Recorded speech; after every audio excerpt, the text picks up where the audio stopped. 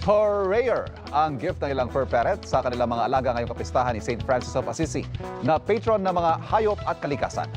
Ang wish nila para sa mga alaga ay tinuturing na rin nilang pamilya sa pagtutok ni Katrina Son.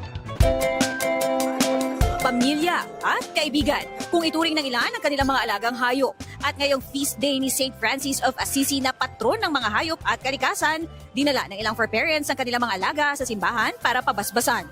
Ang mga hayop ay nilikha upang laganapan ang impapawid, lubat, dagat bilang mga kasalo sa mga nagaganap sa pamumuhay ng mga tao.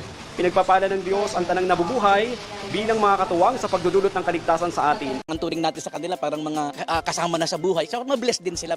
Maging healthy sila lagi, huwag silang magkakasakit syempre. Tsaka sana bigyan kami pareho ng mahabang buhay kasi syempre pag nawala kami, paano na sila? Bigyan din siya ng good health.